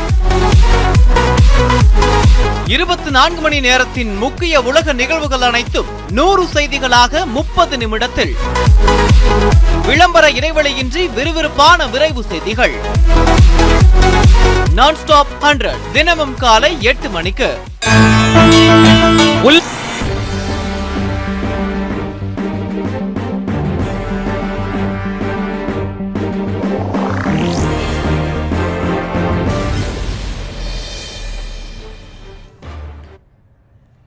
கேள்வி நேரம் தொடர்கிறது. நிதி பகிர்வில் வஞ்சிக்கப்படுகிறதா தமிழ்நாடு அரசு? இந்த விவாதத்தில் தான் நம்ம சென்று கொண்டு இருக்கிறோம். சேலம் தர்ணிதர், எல்லா நிதியும் முறையா கொடுத்துட்டு இருக்கோம்னு நிதி அமைச்சர் சொல்றாங்க. முதலமைச்சர் கூட சில இதுக்கு முன்னாடி சொன்னாங்க, மெட்ரோக்கெல்லாம் பெண்டிங் இருந்ததெல்லாம் மத்திய அரசு செட்டில் பண்ணிட்டாங்க அப்படின்னு. அடுத்தடுத்து ஒவ்வொரு திட்டங்களுக்கும் நிதி கேட்குறாங்க. அதுக்கு அடுத்தடுத்த ப்ராசஸ்ல தான் கொடுக்க முடியும். எல்லா மாநிலங்களையும் அந்த மாநிலங்களுடைய வளர்ச்சி அப்படிங்கிறதுல தான் ஒரு மத்திய அரசு தொலைநோக்கு திட்டத்தோட பார்க்க முடியுங்கிற அந்த பார்வை இருக்குல்ல, அதை நீங்க எப்படி பார்க்குறீங்க? அதான் சார், முதல்ல நான் சார் சொன்னார்ல, சோமநாத் சொன்னார் அப்படிங்கிறது, அதே மாதிரி ஒன்றிய நிதி அமைச்சர் ரெண்டுக்கும் சேர்ந்து பதில் சொல்கிறேன். மாநிலங்கள் எல்லாம் தான் மெயினாக ஒன்றிய அரசு காசு தராங்க. 97%, 99% மாநிலங்கள் கொடுக்குற காசு. அதில் 42% மாநிலங்களுக்கு கொடுக்கணும் அப்படின்னு சொல்லி ஃபினான்ஸ் கமிஷன் பரிந்துரைச்சிருக்காங்க. ஆனால் ஆக்சுவலாக மாநிலங்களுக்கு போகிறது 32% தான். 100 ரூபாய் கொடுத்தால் 32 ரூபாய் தான் மாநிலங்கள் எல்லாம் பிரிக்கிறாங்க. அந்த 32 ரூபாயில பிரிக்கிறது தான் ஃபார்முலா அப்ளை ஆகுது. சரிங்களா? இப்போ அது ஏன் 3 ரூபாயா இருக்குது, 31 ரூபாய் 32 ரூபாய் ஆயிருக்கு, சாரி 41 ரூபாய் இருக்குது, 33 ரூபாய் ஆயிருக்கு, 32 ரூபாய் இருக்குன்னு பார்த்தா, செஸ் சர்சார்ஜ் அப்படின்னு எல்லா நாடுகளுமே போடுவாங்க. ஒரு சில ஸ்பெசிபிக் திட்டத்துக்காக. இப்போ ஐரோப்பா நாடுகள் கிளைமேட் சேஞ்சுக்காக ஒரு 1/2% செஸ், கல்வி இலவச கல்விக்கு 1/2% செஸ் அப்படின்னு செஸ்ன்னு போடுவாங்க ஸ்பெசிபிக் ஸ்கீம்ஸ்க்கு. ஆனால் இங்கே இந்த காசு செஸ் சர்சார்ஜ் மாநிலங்களோட பகிர தேவையில்லை. ஸோ ஆனால் இந்த மோடி அரசாங்கம் வந்ததுக்கப்புறம் என்ன பண்ணிட்டாங்க, இந்த செஸ் சர்சார்ஜ் 5% இருந்தது கிட்டத்தட்ட 20% உயர்த்திட்டாங்க. போன வாரம் ஹிந்து டேட்டா பாயிண்ட் நல்ல கட்டுரை வந்தது, எப்படி இந்த அரசாங்கம் வந்ததுக்கப்புறம் செஸ் சர்சார்ஜ் அதிகப்படுத்தியிருக்காங்க அப்படின்னு. ஸோ இந்த செஸ் சர்சார்ஜ் அதிகப்படுத்தினா என்ன ஆச்சு, கிட்டத்தட்ட 72 ரூபாய்க்கு தான் நீங்கள் 41% கொடுக்கணும். அப்படின்னா அது ஆட்டோமேட்டிக்காக 31 to 32% ஆயிடுது. ஸோ இதுலேயே மாநிலங்களுக்கு இழப்பீடு ஏற்படுது. ஆனால் இந்த செஸ் சர்சார்ஜ்னு ஒரு 20 ரூபாயிலேருந்து 23 ரூபாய் எடுக்கிறாங்கல்ல, கொடுக்குற 100 ரூபாயில் அந்த காசை வந்து எதுக்கு சொல்கிறாங்களோ அதுக்கும் செயல்படுத்துறது இல்லை. இதை நான் சொல்லிங்க, சிஏஜி அறிக்கையே சொல்லியிருக்கு. ஸோ இந்த காசை வந்து அவங்க டிஸ்கிரிஷனரி ஸ்பெண்டிங், இதை வந்து எதிர்க்கட்சி ஆள்கின்ற மாநிலத்துக்கு புறக்கணிச்சு விட்டு அவங்க பாஜக ஆள்கின்ற மாநிலத்துக்கு அதிகமாக தராங்க. இந்த ஹிந்து டேட்டா பாயிண்ட்ல இன்னொரு பாயிண்ட் இருக்கு. நீங்க என்ன சொல்றீங்க, வளர்ந்த மாநிலங்களுக்கு நாங்கள் காசு கம்மியாக தரோம், வளராத மாநிலங்களுக்கு காசு நிறைய தரோங்கிறீங்க. ஆமா, அதை நீங்க சொல்லி முடிச்சாரு, முக்கியமான பாயிண்ட். ஆனா ஹிந்து டேட்டா பாயிண்ட்ல ஒன்றிய அரசோட டேட்டா வச்சு கிளியரா போன வருஷம் கொடுத்துருக்காங்க, சாரி போன வாரம் கொடுத்துருக்காங்க டேட்டா. தமிழ்நாடு கொடுக்க வேண்டிய காசு 10 வருஷத்துல குறைஞ்சிருக்கு சதவீதத்துல. முன்னாடி எவ்வளவு வந்ததோ இப்ப குறைஞ்சிருக்கு தமிழ்நாடு கொடுக்க வேண்டிய காசு. ஆனால் குஜராத்துக்கு கொடுத்துட்டு இருக்க காசு அதிகரிச்சிருக்கு. 2013-12 என்ன குஜராத் கொடுத்தாங்களோ சதவீதத்தில், இந்தியாவில் மாநிலத்துக்கு 100 ரூபாய் என்ன கொடுத்தாங்களோ அந்த காசோட இப்ப கிட்டத்தட்ட 20% 30% அதிகமாக குஜராத்துக்கு கொடுத்துருக்காங்க. ஆனா குஜராத் தனிநபர் வருமானம் என்ன, தமிழ்நாடு தனிநபர் வருமானத்தோட தமிழ்நாடு கொஞ்சம் தான் கம்மி. தமிழ்நாடு தனிநபரோட ஒரு 0.2% தான் கம்மி. அதே மாதிரி வந்து நிறைய குறி அந்த ஃபார்முலா படி பார்த்தா தமிழ்நாடு அளவுக்கு தான் அவங்களுக்கும் வந்திருக்கும். அதிகரிச்சது காரணம் இந்த செஸ் சர்சார்ஜ் இருக்கு பாருங்க, அதுல இருந்து டார்கெட்டட் ஸ்கீம்ஸ் கொடுக்குறாங்களே, அது பாஜக ஆள்ற மாநிலம் கொடுக்குறது. அது பாயிண்ட் நம்பர் 1. பாயிண்ட் நம்பர் 2, மீதி இருக்கு பாருங்க. இப்ப அந்த 77 ரூபாயோ 78 ரூபாயோ 40% பிரிச்சு 31 ரூபாய் 32 ரூபாய் வருது. மீதி ஒரு 40-45 ரூபாய் இருக்குல்ல, 45%. அது வந்து எதுக்கு யூஸ் பண்ணுவாங்கன்னா centrally sponsored scheme, sectorally sponsored scheme. இப்ப அதுல தான் வந்து பிரதம மந்திரி ஆவாஸ் யோஜனா, ஜவுளி திட்டம், ஜவுளி பூங்கா அமைக்கிறது ஒன்றிய அரசோட திட்டத்துல, பார்ட்னர்ஷிப்ல ஒன்றிய அரசும் மாநில அரசும் சேர்ந்து பண்றது. அது வந்து அந்த அமைச்சரவை எந்தெந்த மாநிலத்துக்கு டிசைட் பண்ணுவாங்க. அதுவும் வந்து பாத்தீங்கன்னா தமிழ்நாடு போன்ற எதிர்கட்சி ஆள்கின்ற மாநிலங்கள், பாஜக எதிர்க்கிற கட்சி ஆள்கின்ற மாநிலங்கள்ல புறக்கணிச்சு திட்டங்களை தரதில்லை. கடைசி 5 வருஷத்துல ஒன்றிய அமைச்சரை சொல்லுங்க எவ்வளவு ஜவுளி பூங்கா தமிழ்நாட்டுக்கு அறிவிச்சிருக்காங்க. காங்கிரஸ் காலத்தில் கிட்டத்தட்ட தமிழ்நாட்டில் மட்டுமே 20 ஜவுளி பூங்கா, 10 மெகா டெக்ஸ்டைல் பார்க். இந்த 5 வருஷத்துல எவ்வளவு அறிவிச்சிருக்காங்க? ஒண்ணுமே கிடையாது, 0. டிஸ்பியூட் பண்ணலாம், பிஜேபி ஸ்போக்ஸ்பர்சன் நான் பேசி முடிச்சேன்னா அப்ப நீங்க டிஸ்பியூட் பண்ணலாம். அதே மாதிரி ஒரு எண்ணற்ற சென்ட்ரலி ஸ்பான்சர் ஸ்கீம் இருக்கு. அப்புறம் எனக்கு இன்னொரு பிரச்சனை இருக்கு. சென்ட்ரலி ஸ்பான்சர் ஸ்கீம் இன்னொரு பிரச்சனை தெரியுமா, இந்தியா என்கின்ற நாடு ஐரோப்பா கண்டத்தில் இருக்கும் நாடுகளோட சமூக பொருளாதார வளர்ச்சியில் வேறுபட்டன. அப்படிப்பட்ட நாட்டில் நீங்க எல்லா மாநிலத்துக்கும் ஒரே திட்டத்தை கொண்டு வரும்போது, example cross enrolment ratio Tamil Nadu 50%, Uttar Pradesh 20%. So நீங்க இந்த 2 மாநிலத்துக்கும் ஒரே திட்டத்தை கொண்டு வரீங்க. உதாரணம் சொல்றேன், இந்த மாதிரி எல்லா குறியீட்டிலுமே வேறுபாடு இருக்கு. எல்லா மாநிலத்துக்கும் ஒரே திட்டத்தை கொண்டு வரும்போது வளர்ந்த மாநிலங்களுக்கு அந்த திட்டங்கள் பிரோஜனம் இருக்காது, ஆர் லீஸ்ட் எஃபெக்டிவா இருக்கும். அதனால என்ன சொல்றோம், இந்த 31 நீங்க 41 ரூபாய் தரீங்கல்ல, மீதி 50 ரூபாய் மாநிலங்களுக்கு கூட நீங்க திட்டங்கள் மூலமா தர காசை, திட்டத்தை நீங்க வகித்து 50-50 சொல்லாம மாநிலத்துக்கு நீங்க ஃபுல்லா காசு கொடுத்துட்டு அந்தந்த மாநிலமே ஸ்கீமை டிவைஸ் பண்ண சொன்னா நாங்க நல்லா பண்ண போறோம். ஏன்னா தமிழ்நாட்டுக்கோட தேவைகள் வேற, யூபியோட தேவைகள் வேற, பீகாரோட தேவைகள் வேற, கேரளாவோட தேவைகள் வேற. ஏன்னா தமிழ்நாடும் கேரளாவும் எடுத்துக்கிட்டீங்கன்னா ஒரு சில குறியீட்டுல அமெரிக்காவில் இருக்கிற சிறந்த மாநிலங்களோட ஒத்து போறோம். Health care, infant mortality ratio அதுல. அதே ஒட்டுமொத்தமான இந்தியாவும் அப்படி வளரணும். ஒட்டுமொத்தமான இந்தியாவும் தமிழ்நாடு அப்படிங்கிற ஃபோக்கஸ் தமிழ்நாடு. இன்னொரு விஷயம் சொல்றேன், இங்க மெட்ரோ ட்ரெயின் கொடுத்திருக்காங்க, அந்த மெட்ரோ ட்ரெயினுக்கு சாலையே போட வேண்டியது இருக்கு வடகிழக்கு மாநிலங்கள்ல. இல்லீங்க, அதுதாங்க சொல்றேன், அவங்களுக்கு கொடுக்கறது கொடுங்க, எங்களுக்கு நீங்க கொடுக்குறீங்களா அந்த காசை வந்து நீங்க திட்டத்தை எழுதுறீங்க. பீகாருக்கும் அதே ஸ்கீம், தமிழ்நாட்டுக்கும் அதே ஸ்கீம், எலிஜிபிலிட்டி. ஒரு சில ஸ்கீம் இருக்கு, அதுல வந்து தமிழ்நாட்டில் பெனிஃபிஷியரி கண்டுபிடிக்க முடியாது தெரியுமா. அந்த அவங்க சொல்ற உரிமை கோட்டு கீழே தமிழ்நாட்டில் ஆளுங்களே இல்லை, எல்லாரும் மேல இருக்காங்க. ஸோ ஏன்னா அது பீகார் மைண்ட்ல வச்சு எழுதிருக்கீங்க. அப்படிதான் சொல்றேன், இண்டிவிஜுவல் ஸ்டேட்டுக்கு இண்டிவிஜுவல் ஸ்கீம் இருக்கணும். புரியுதா நான் சொல்றது? அதான் மெட்ரோ, இப்போ வடகிழக்கு மாநிலங்களுக்கு மெட்ரோ கொடுக்கல, இங்க மெட்ரோ கொடுத்திருக்காங்க. இங்க உங்களுக்கு பெங்களூரு விரைவு சாலை திட்டம் கொடுத்திருக்கீங்க. இதெல்லாம் வரிசைப்படுத்துறாங்களே, என்னென்ன ஸ்கீம்ஸ் எல்லாம் இங்க நடைமுறைப்படுத்தி இருக்காங்க. இதெல்லாம் அங்க நடைமுறைப்படுத்தப்படல, அதற்கான கட்டமைப்புகள் அங்க உருவாக்கணுங்கிற தேவை இருக்கு. நான் சொல்றது நீங்க புரிஞ்சிக்கல. நான் சொல்றேன், ஆல்ரெடி ஒரு 20-30 ரூபீஸ் மீன் 30% ஒர்க் ஸ்கீம்ஸ் நடந்துட்டு இருக்கு. அது எல்லா மாநிலங்களுக்கும் சமம், சரிங்களா? அந்த மாதிரி ஸ்கீம்ஸ்க்கே வந்து பார்த்தோம்னா இங்க வந்து நீங்க என்ஃபோர்ஸ்மெண்ட், இப்ப பிரதம மந்திரி ஆவாஸ் யோஜனா ஸ்கீம் இருக்கு, குடிசை மாற்று வீடு தட்டுறது. பிரதம மந்திரி பேர்ல ஒரு திட்டம், ஏழை எளிய மக்களுக்கு குடிசை மாற்றில் வீடு கட்டி தருது. அது வந்து உங்க பேர்ல தான் நீங்க நடத்துறதா சொல்றீங்க, நாங்க 4 கோடி வீடு கட்டி கொடுத்துட்டோங்கிறீங்க, சரியா? ஆனால் அந்த வீடுகளுக்கு நீங்க எவ்வளவு காசு தரீங்க? ஒன்றிய அரசு கேட்கறேன், 1.5 லட்சம் ரூபாய். எவ்வளவு? 1.5 லட்சம். ஆனா அதுக்கு பெனிஃபிஷியரிஸ் ஒரு 10 பேர் ஸ்கீம் எழுதிருக்கீங்க. ஒரு 10 எலிஜிபிலிட்டி கிரைட்டீரியா இருக்கு, 10 எலிஜிபிலிட்டி கிரைட்டீரியா. இந்தியா ஃபுல்லா ஒண்ணு யோசிக்கோங்க, இந்தியா ஃபுல்லா ஒரே எலிஜிபிலிட்டி. ஆனா ஒரு வீடு 1.5 லட்சத்தை கட்ட முடியுமா? ஒரு வீடு கட்டுறதுக்கு கிட்டத்தட்ட 12 லட்சம் 13 லட்சம் அது தமிழ்நாட்டில். நான் ஜியோவே தந்தி டிவி டேட் எடுத்து காமிச்சிட்டேன். ஏன்னா பாஜக செய்தி தொடர்பாளர் சொன்னாரு 50% கொடுக்கணும். 50% or 1.5 lakhs whichever is higher.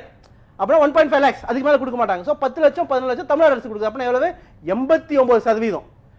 ஆனா நான் என்ன சொல்றேன், இந்த எலிஜிபிலிட்டி கார்டு இல்லாம கொடுத்தீங்கன்னா தமிழ்நாடு அரசு எவ்வளவு கொடுக்குது எக்ஸ்ட்ரா, மத்திய அரசு எவ்வளவு கொடுக்குது? மத்திய அரசு வந்து கிட்டத்தட்ட மேக்ஸிமம் 1.5 லட்சம் தான் கொடுக்குறாங்க. மாநில அரசு பகிர்வு. ஆமா, ஒன்றிய அரசு வந்து கொடுக்கிறது 1.5 லட்சம். மாநில அரசு ஒவ்வொரு வீடும் கட்டுறதுக்கு எக்ஸாம்பிள் எர்ணாவூர் அந்த ஜியோ தான் நான் காமிச்சது. எர்ணாவூர்ல கிட்டத்தட்ட 2000 வீடு கட்டியிருக்காங்க ஸ்லம் கிளியரன்ஸ் போர்டு. மாநில அரசு கிட்டத்தட்ட போட்ட காசு வந்து 12 லட்சம் ஒவ்வொரு வீட்டுக்கும். ஒரு வீட்டுக்கு மத்திய அரசு 1.5 லட்சம் தான். 1.5 லட்சம் தான். அப்படின்னா 90% மாநில அரசு, 10% ஒன்றிய அரசு. ஆனா எலிஜிபிலிட்டி கேட்டா நீங்க கொடுக்குறீங்க. எலிஜிபிலிட்டி கேட்டா மாநில அரசு கொடுக்கணும். அதனால எனக்கு என்ன பிரச்சனைனா, இந்த எலிஜிபிலிட்டி கேட் இல்லாம யூபி பீகார் மைண்ட்ல வச்சிருக்கு. தமிழ்நாட்டில் வறுமை கோட்டு கீழே எவ்வளவு பேர் இருக்காங்க? 3% பேர். யூபி பீகார்ல 50% பேர். அப்படின்னா குடிசை மாற்றில் வீடு தேவைப்பட்டவங்களுக்கு ஒரு இன்கம் இருக்கும் பாருங்க. அந்த இன்கம் த்ரெஷோல்ட் வந்து யூபி பீகார்ல வந்து கம்மி, இங்க அதிகம். அதே மாதிரி அதே யூபி பீகார்ல கட்டுற மாதிரி வீடு இங்க கொடுத்தீங்கன்னா அதுக்கு டேக்கஸ் இருக்க மாட்டாங்க. ஏன்னா இங்க எல்லாருமே சமூக பொருளாதார வளர்ச்சி அதிகமான பெட்டர் சிச்சுவேஷன் இருக்கு. அதுதான் மத்திய அரசு நினைக்குது. இங்க சமூக பொருளாதார வளர்ச்சி இருக்கு, அங்க நிறைய கொண்டு வரணும்னு நினைக்கிறாங்க. நான் சொல்றது நீங்க புரிஞ்சிக்கல. நான் சொல்றது இந்த திட்டத்தை பொறுத்த வரைக்கும் நீங்க ஏன் எலிஜிபிலிட்டி கிரைட்டீரியா வைக்கிறீங்க? புரியுதா நான் சொல்றது? அதனால பெனிஃபிஷியரிஸ் கரெக்டா பிடிக்க முடியறது இல்ல. நான் சொல்றது நீங்க புரிஞ்சிட்டீங்களா எனக்கு தெரியல. ஒரு ஸ்கீம் இருக்கு சார், எலிஜிபிலிட்டி கிரைட்டீரியா. நீங்க யூபி பீகார் மைண்ட் லிஸ்ட் நீங்க வச்சீங்கன்னா இங்க வந்து அந்த வறுமை கோட்டு கீழே கம்மி பேர் தான் இருக்காங்க. அப்படின்னா பெனிஃபிஷியரி பிடிக்கிறதே கஷ்டம். ஆனா இப்ப தமிழ்நாட்டில் பாட்டம் 10% இருக்கவங்களை நம்ம இம்ப்ரூவ் பண்ணி அவங்க குவாலிட்டி ஆஃப் லைஃப் இன்க்ரீஸ் பண்ணணும்னா அவங்களுக்கு தகுந்த மாதிரி திட்டத்தை டிவைஸ் பண்ணும். யூபி பீகார்ல பாட்டம் 20% ஸ்கீம் டிவைஸ் பண்ணக்கூடாது. அதான் சொல்ல வரோம். அதே மாதிரி நீங்க கேட்ட கேள்விக்கு பதில் சொல்றேன். நீங்க யூபிக்கும் பீகாருக்கும் காசு தொடர்ந்து கொடுத்துட்டே தான் இருக்கீங்க. ஏன் அந்த மாநிலம் வளர மாட்டேங்குது? அதான் சொல்லிட்டு 1960களில் யூபிக்கும் தமிழ்நாட்டுக்கு ஒரே வருமானம் தான், தனிநபர் வருமானம். ஏன் வளரல? நீங்க நினைக்கிறீங்க இன்ஸ்டிடியூஷனல் கெபாசிட்டி இல்ல. நீங்க அங்க கொடுத்துட்டே இருந்தீங்கன்னா என்ன ஆகும்னா தமிழ்நாடு இன்ஸ்டிடியூஷனல் கெபாசிட்டியை உருவாக்க முடியாதா? இப்போல இருந்து ஸ்டார்ட் பண்ணா 10 ஆண்டுகள் நாங்க இப்ப ஃபோக்கஸ் பண்ணியிருக்கோம். அடுத்தடுத்து ஃபோக்கஸ் பண்ணோம். இன்ஸ்டிடியூஷனல் கெபாசிட்டியை வருமானம் தமிழ்நாடுக்கு இந்த வருஷம் பாத்தீங்கன்னா சாலைகள் வேணும் சார். இன்ஸ்டிடியூஷனல் கெபாசிட்டில இருந்து எல்லாம் சாலை போக்குவரத்து எல்லாம் தமிழ்நாட்டில் மிகச்சிறப்பா இருந்துச்சு, தொழில் வளர்ந்துச்சு. அது அங்க இல்ல. அதுக்கு நாங்க ஃபோக்கஸ் பண்றோம். இன்னும் 50 ஆண்டுகள்ல ஒட்டுமொத்த இந்தியாவுடைய பார்வையில் அது வளர்ந்திருக்கும். அதான இன்ஸ்டிடியூஷனல் கெபாசிட்டி. 10 ஆண்டுல நான் கேக்குறேன் 50 வருஷமா வளரல. இந்த 10 வருஷமா இன்ஃபேக்ட் சாலை இல்ல சார், சாலை இல்லையே. அதான நாங்க அது சாலை ஏன் உங்களால போட முடியல? ஏன்னா போடுறதுக்கு 10 ஆண்டுகள்ல நாங்க அதை செய்து கொண்டு இருக்கிறோம். தலைநகர் டெல்லியில இருந்து ஒவ்வொரு மாநிலங்களுக்கும் நாங்க தொடர்ந்து சாலைகளை உருவாக்குறோம். எகனாமிக்ஸ்ல இருந்து வர இல்ல சொல்லக்கூடிய விஷயத்தை நான் சொல்றேன். நான் வர உங்களுக்கு பேசிக் எகனாமிக்ஸ். இந்த வருஷம் நோபல் பிரைஸ் எகனாமிக்ஸ் யாருக்கு தெரியுமா கொடுத்தாங்க? ஆர்ச் முகுலன் ராபின்சன் வை நேஷன்ஸ் ஃபெயில் புக்கும். அதுல மிடில் இன்கம் ட்ராப்னு எக்ஸ்பிளைன் பண்றாங்க. அதுல என்ன தெரியுமா சொல்றாங்க? ஏன் ஒரு சில நாடுகள் ஏழைகளாவே இருக்கு அப்படின்னா அது நம்ம அந்த நாடுகள்ல கட்டமைப்பு இல்ல. 60 வருஷமா அந்த கட்டமைப்பு அப்படியே இருக்கு அப்படின்னு. சோ இந்த மாநிலங்கள்ல கட்டமைப்பு இல்ல. நீங்க நினைச்சு ரோடு போட நினைச்சாலும் ரோடு போட்டாலும் அங்க ரோடு நடக்காது. அந்த ரோட்ல போட்டோஸ் இருக்கும். அதான் சொல்றேன், for a state to grow institutional capacity are improved. நீங்க அங்க காசு போட்டீங்கன்னா ரோடு வந்துராது. புரியுதுங்களா? ஏன் தமிழ்நாட்டுல 50 வருஷம் ரோடு வந்து அங்க வரல? இன்ஃபேக்ட் ஜவஹர்லால் நேரு யூபில இருந்து அந்த ஆனாலும் அங்க ரோடு அந்த மாநிலங்கள்ல கட்டமைப்பு இல்லை. அந்த கட்டமைப்பு தமிழ்நாடு மாதிரி நீங்க உருவாக்கணும். அது இல்லாம நீங்க காசு கொடுத்துட்டு இருந்தீங்கன்னா சரியா வராது. அதனாலதான் நான் சொல்றேன் மெட்ரிக் அவுட்கம் பேஸ்ட். இதுக்கு முந்தைய ஆட்சிகள் கட்டமைப்பை உருவாக்கலைங்கறீங்க. அவுட்கம் பேஸ்டா இருக்கணும். இதெல்லாம் சகோதரர் தரணிதரன் சொல்றது இருக்கலாம். சரியா சொல்றாருன்னு சொல்லுங்க. இல்ல இருக்கலாம் இல்ல. அவர் சரியான புள்ளிவிவரங்களை சொல்றாரு. அவர் சொல்றாரு இதையெல்லாம் ஒரு தகப்பன் ஸ்தானத்துல இருக்கிற மத்திய அரசு அதை வந்து எல்லாத்தையும் சம அளவுக்கு கொண்டு வரணுங்கிற ஒரு முயற்சி இருக்கு. ரெண்டாவது இன்னொன்னு சொன்னாரு, தமிழ்நாட்டையும் குஜராத்தையும் கம்பேர் பண்ணி பேசினார். தமிழ்நாட்டினுடைய கடன் 10 லட்சம் கோடி 8 லட்சம் கோடி போயிருக்கு. அடுத்த மார்ச் இன்னும் 8 மாசம் வந்துடும், 10 லட்சம் கோடிக்கு வந்துடும்.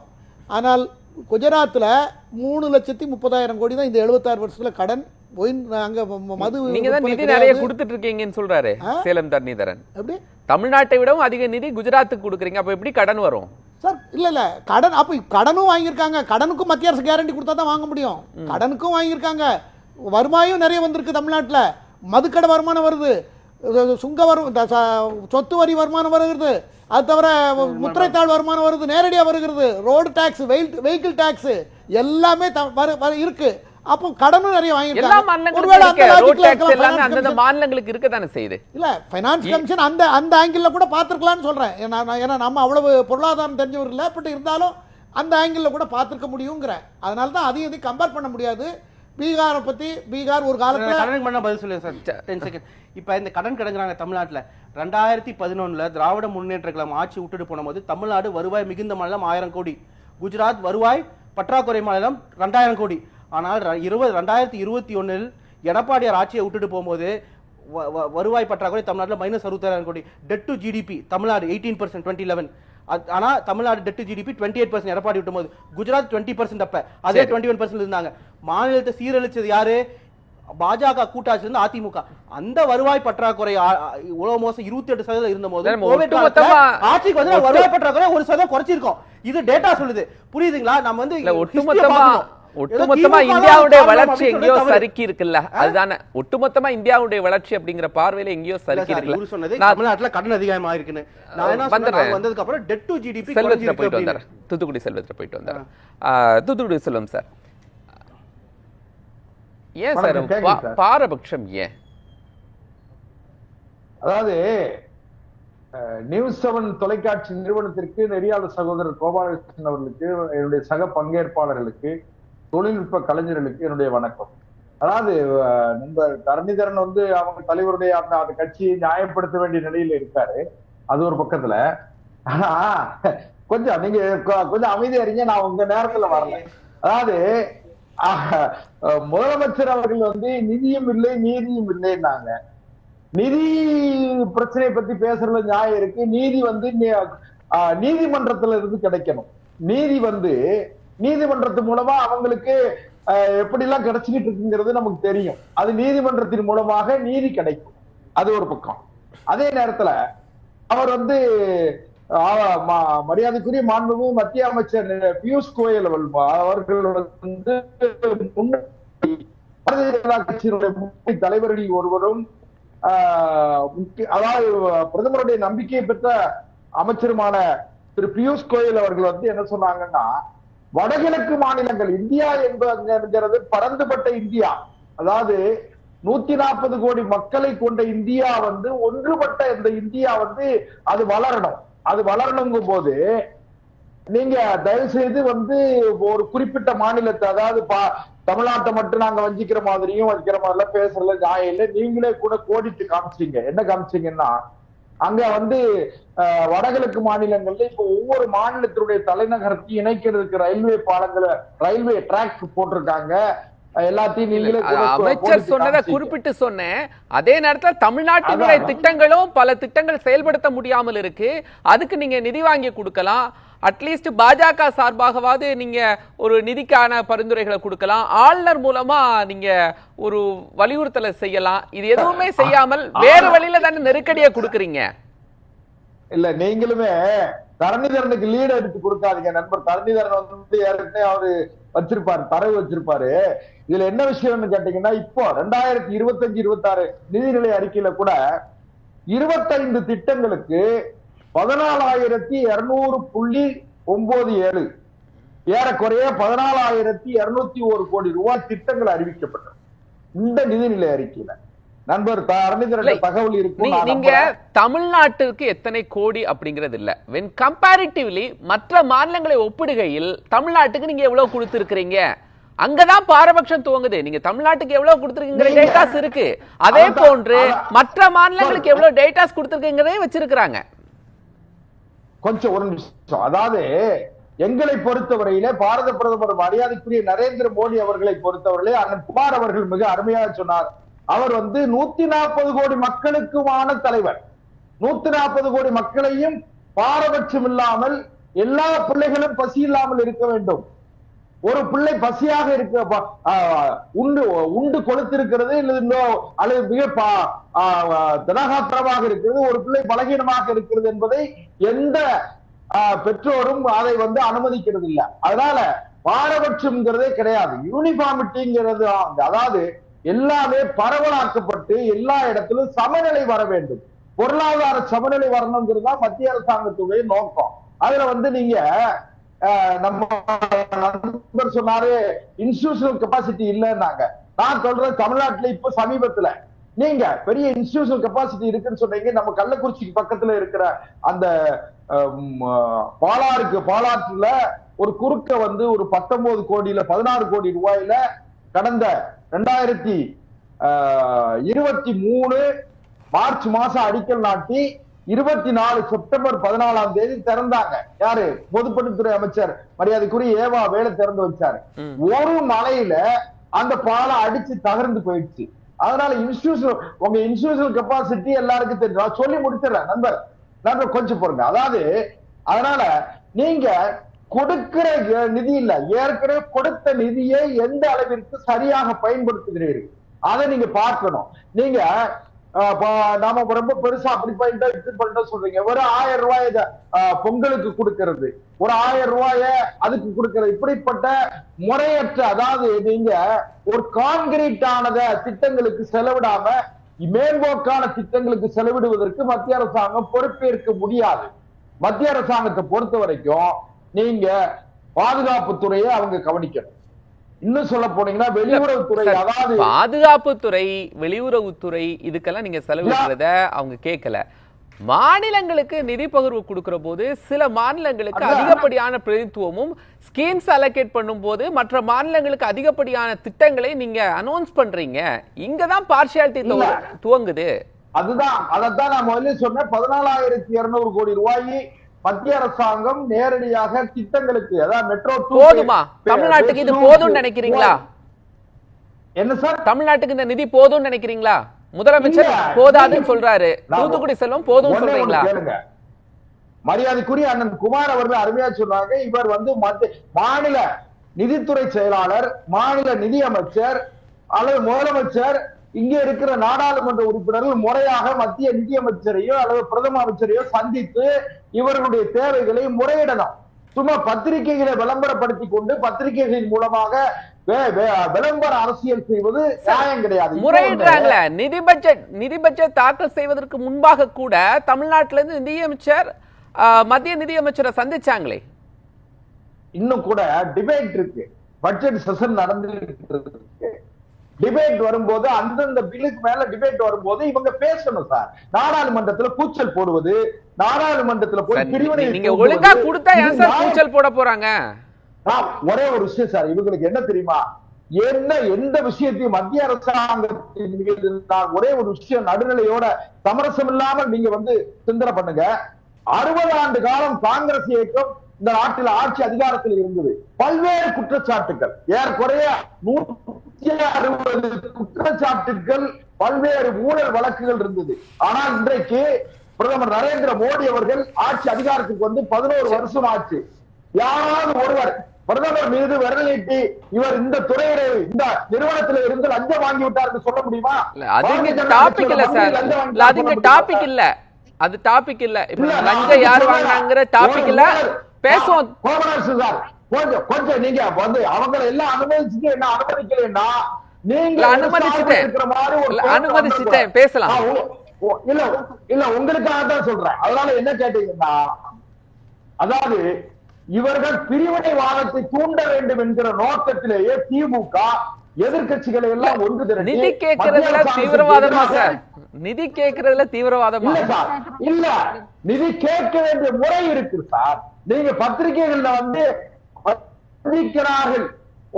புறக்கணிக்கிறார்கள் சொல்றதை விட இன்னைக்கு அருமையா பியூஷ் கோயல் சொல்லியிருக்காரு, அம்பின் நுனியின் பறவையின் கழுத்து போல இந்தியாவுடைய பிரதமர் அவர்கள் வடகிழக்கு மாநிலங்கள் மாத்திரம் 8 மாநிலங்கள் பலகீனமாக இருக்கிறார்.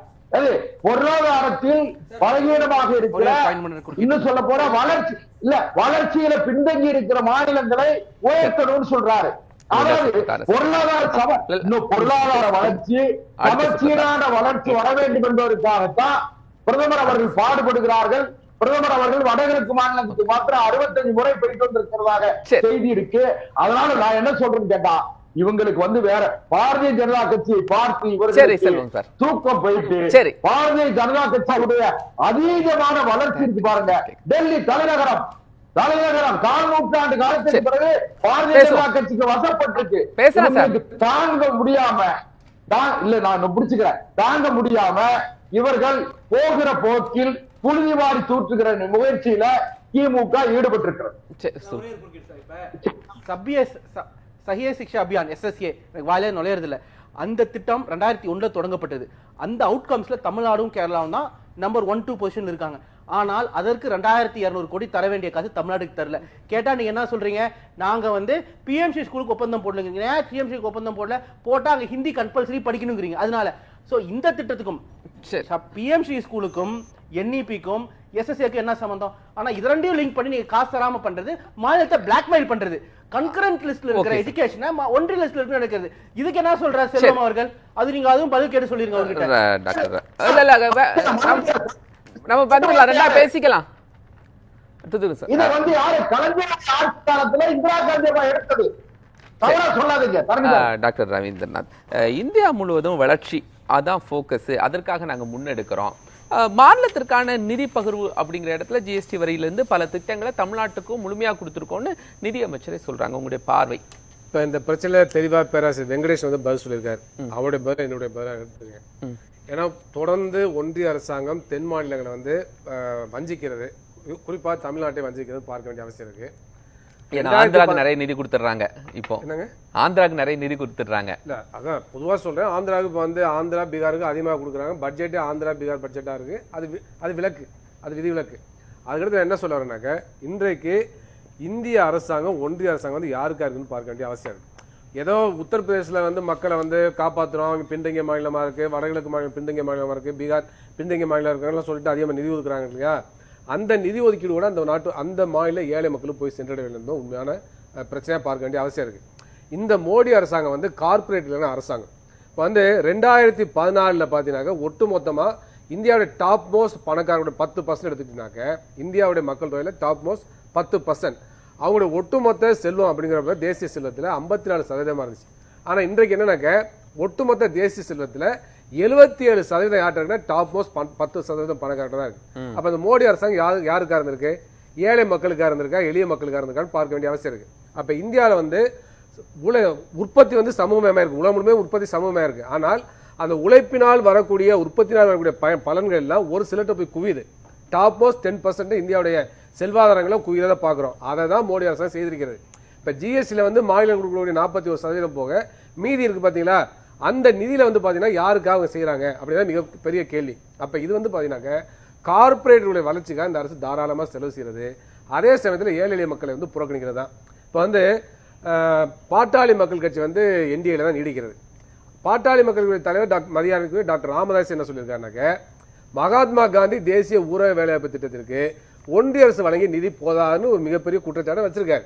இப்பொழுது ஒதுக்கப்பட்டுள்ள நிதியில வந்து 50 நாட்கள் கூட வேலை கொடுக்க முடியாது சொல்லியிருக்காரு.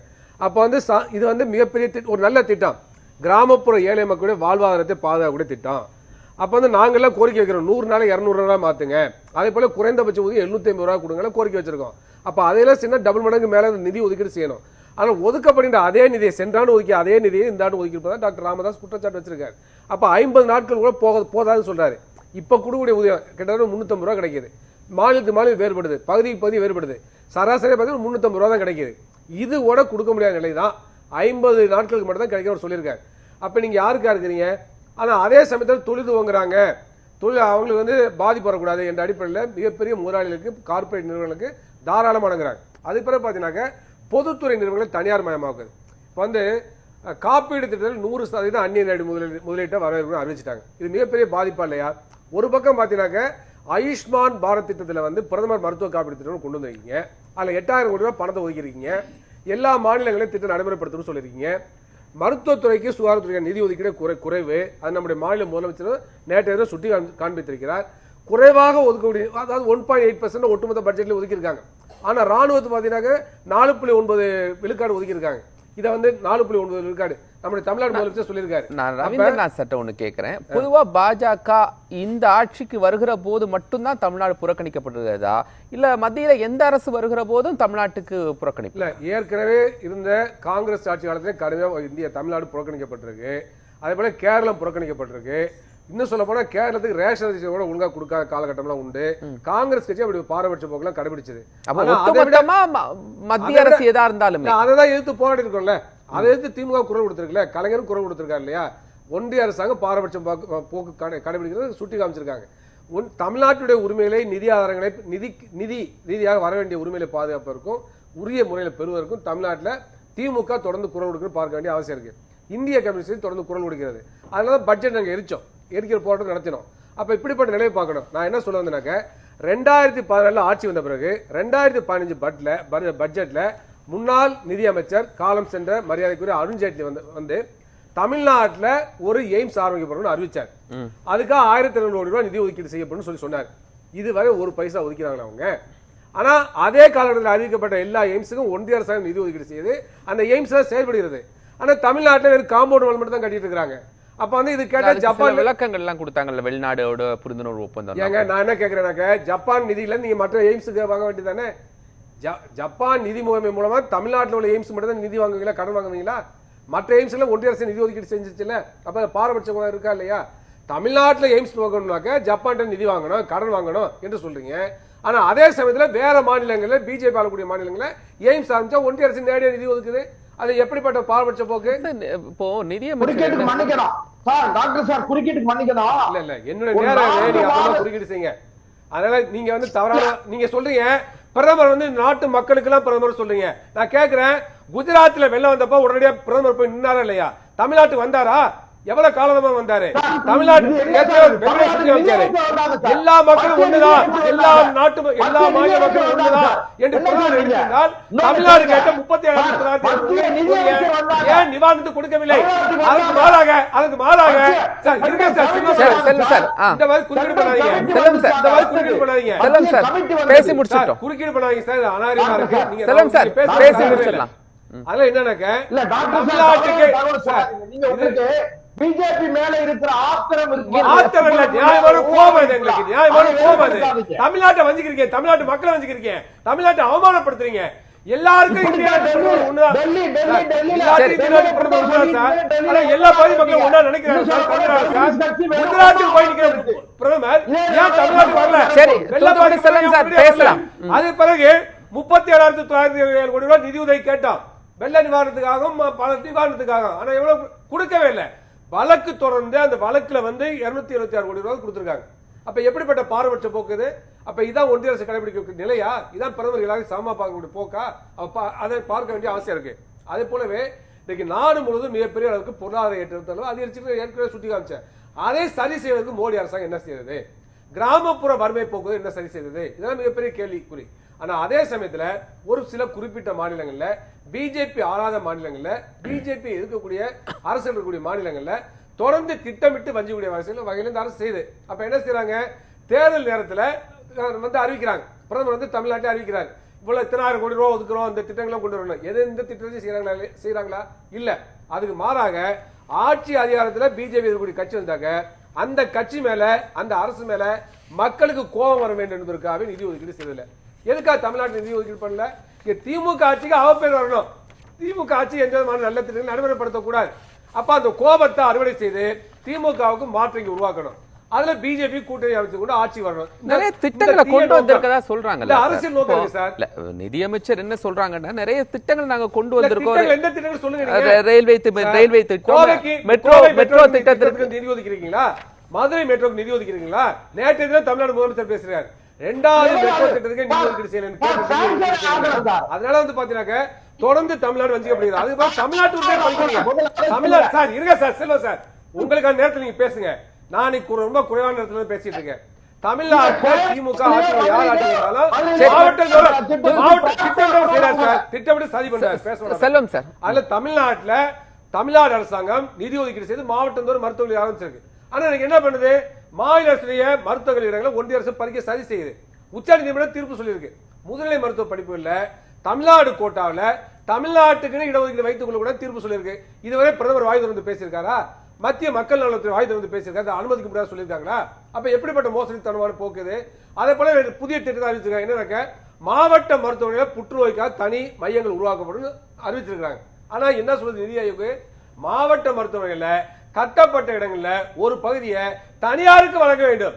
அந்த தனியார் வந்து கேன்சர் மையங்களை ஆரம்பிப்பாங்க. அப்ப மாவட்ட மருத்துவமனை தனியார் தமிழ்நாடு அரசு நிதி ஒதுக்கீடு செய்து துவங்குகிறது. ஆனா அதை வந்து தனியார் நிறுவனம் கொடுக்கணும்னு சொன்னாங்க. அது ஏழை மக்களை பாதிக்கணுமா இல்லையா? அப்ப மக்கள் நல்வாழ்வுத்துறை கூட நம்மை வஞ்சிக்கிறது, மருத்துவக் கல்வியில் வஞ்சிக்கிறது, நிதி ஒதுக்கீட்டில் வஞ்சிக்கிறது. அதனால தமிழ்நாடு முதலமைச்சர் நிதி மட்டுமல்ல நீதியும் கிடைக்கலன்னு சொல்லியிருக்காரு. அப்ப சமூக நீதி எதிராக மாநில உரிமைக்கு எதிராக செயல்படுகிறது. அதுக்கடுத்து இன்னொரு அரசியல் காரணம் இருக்கு. என்னன்னாக்க மாநிலம் மொழிவாரி மாநிலம் என்பதுல பிஜேபிக்கு, ஆர்எஸ்எஸ்க்கு, சங் பரிவார் அமைப்புக்கு அவங்க எதிராக இருக்கிறாங்க. அதுல நம்பிக்கை இல்லை அவர்கள். எனவே என்னன்னாக்க மாநில உரிமையை படிப்படியாக பறித்து ஒரே தேசம் என்று கொண்டு வந்து பார்க்கிறாங்க. அப்ப அதனாலதான் நிதி ஆதாரங்களை ஒன்றிய அரசு முழுமையாக மையப்படுத்துகிறது, மாநில உரிமையை பறிக்கிறது என்பதை பார்க்க வேண்டிய அவசியம் இருக்கு. அதனாலதான் ஆளுநருக்கு அதிகமான அதிகாரத்தை கொடுக்குறாங்க. யூஜிசியில புதிய விதிமுறைகளை கொண்டு வராங்க. துணைவேந்தர் நியமிக்கிறதுல கூட மாநில உரிமையை தடுக்கிறாங்க, மாநில உரிமையை பறிக்கிறாங்க. எனவே ஒட்டுமொத்தமாக பிரச்சனை பார்க்க வேண்டும்.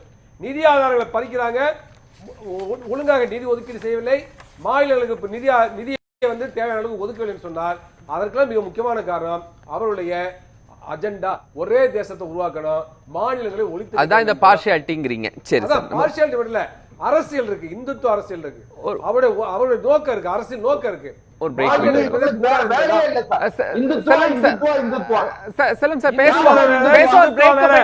இந்துத்துவ அரசியல நாங்க எதுக்குறோம், இந்து மதத்தை எதுக்கல. இது தொடர்பாக மக்களுடைய கருத்துக்களை அறியறதுக்காக நம்ம ட்விட்டர்ல கேள்வி கேட்டிருந்தோம். தமிழ்நாட்டிற்கு மத்திய அரசு நிதி ஒதுக்குவதில் பாரபட்சம் காட்டுவதாக முதலமைச்சர் கூறுவது அரசியலுக்காக தேவையற்ற குற்றச்சாட்டு, நிதி ஒதுக்காததால் அப்படிங்கிறத கள யதார்த்தம் என்ன, மக்கள் என்ன பதிவு செஞ்சிருக்கிறாங்க அப்படிங்கிறத பார்த்துடலாம்.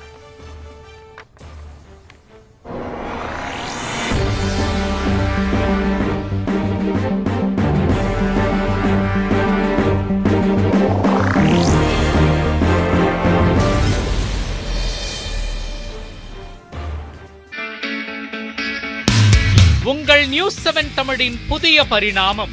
டிஜிட்டல் யுகத்தில் சமூக வலைதளங்களில் முன்னணி ஊடகமாக முத்திரை பதித்துக் கொண்டிருக்கும் உங்கள் news 7 Tamil YouTube, Facebook, Instagram, ShareChat, X போன்ற தளங்களை தொடர்ந்து தனித்துவத்துடன் செய்திகளை விரைவாக வழங்க வாட்ஸ்அப் சேனலாக உங்கள் உள்ளங்கையில் உண்மை செய்திகளை உடனுக்குடன் பெற வாட்ஸ்அப்பில் பின்தொடருங்கள். நாளுக்கு நாள் தீவிரமடையும் செய்தி என்ன? திமுகவை பொறுத்த வரைக்கும் அரசுங்கிற பொறுப்புல இருக்கிற போது அவங்க வந்து ஆதிவாசி ஒருத்தரை வந்து கருத்தை சொல்வதற்கு உரிமை இருக்கிறது.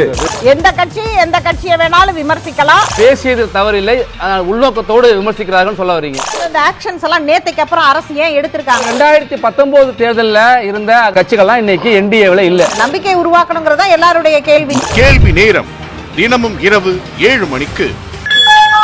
நேயர்களின் கனிவான கவனத்திற்கு ஒரு நாளின் உதயம் முதல் அஸ்தமனம் வரை அனைத்து நிகழ்வுகளையும் குறுஞ்செய்திகளாக, வீட்டு வாசல் முதல் விண்மின் மண்டலம் வரை அலசும் அரிய செய்திகள், 24 மணி நேரத்தின் முக்கிய உலக நிகழ்வுகள் அனைத்தும் 100 செய்திகளாக 30 நிமிடத்தில், விளம்பர இடைவெளியின்றி விறுவிறுப்பான விரைவு செய்திகள், நான்-ஸ்டாப் 100 தினமும் காலை 8 மணிக்கு. உள்ளூர் கோயில்கள் முதல் உலக பிரசித்தி பெற்ற கோயில்கள் வரை சிறப்பு வழிபாடுகள், பிரசித்தி பெற்ற திருவிழாக்கள் சிறப்பு நேரலையில், பல்வேறு கோவில்களில் நடைபெறும் அனைத்து நிகழ்ச்சியும் தொகுப்பாக ஆன்மீக செய்திகள் என அனைத்தும் உங்கள் உள்ளங்கையில். நியூஸ் 7 தமிழ் பக்தி ஆன்மீக பயணத்தின் டிஜிட்டல் முகவரி. உடல் நலம் குறித்த சந்தேகமா? சிகிச்சை முறைகள் குறித்த குழப்பமா? உடல் நலம் மற்றும் மனநலம் குறித்த உங்கள் சந்தேகங்களுக்கும் வீட்டிலேயே செய்யக்கூடிய எளிய சிகிச்சை முறை முதல் அதிநவீன சிகிச்சை முறைகள் வரை விரிவான தகவல்களை உங்கள் விரல் நுனியில். ஆரோக்கிய வாழ்விற்கான வழிகாட்டியாக உங்கள் நியூஸ் 7 தமிழ் ஹெல்த். யாக்கை காக்க.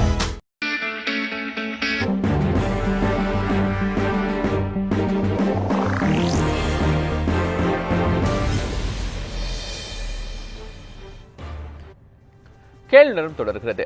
நம்முடைய ட்விட்டர்ல நம்ம கேட்கப்பட்ட கேள்வி, தமிழ்நாட்டிற்கு மத்திய அரசு நிதி ஒதுக்குவதில் பாரபட்சம் காட்டுவதாக முதலமைச்சர் கூறுவது அப்படிங்கிற கேள்விக்கு 4 பதில்களை கொடுத்திருந்தோம்.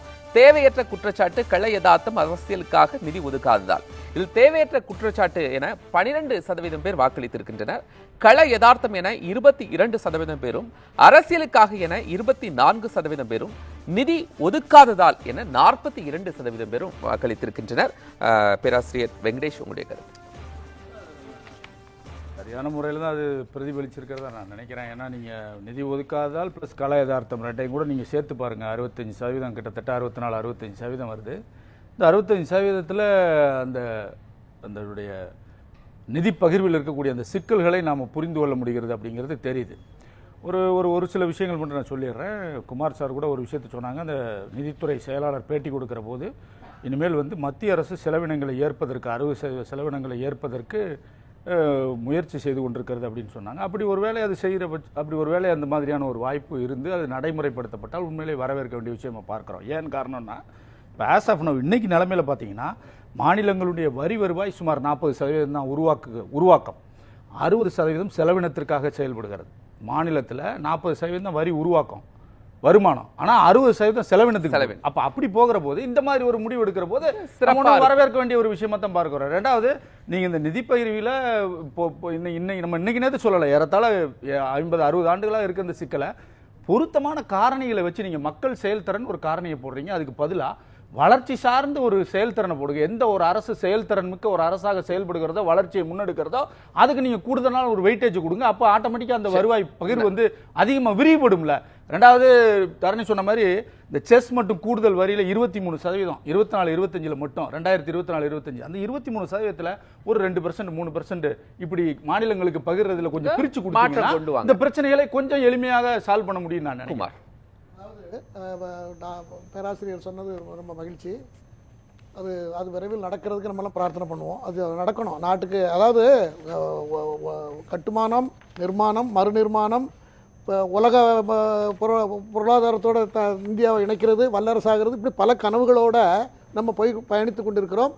அதோட இந்த திட்டத்தையும் அது கரெக்ட் பர்சன் அவர் சொன்னது அது சரியாக சொல்லியிருக்கிறார்.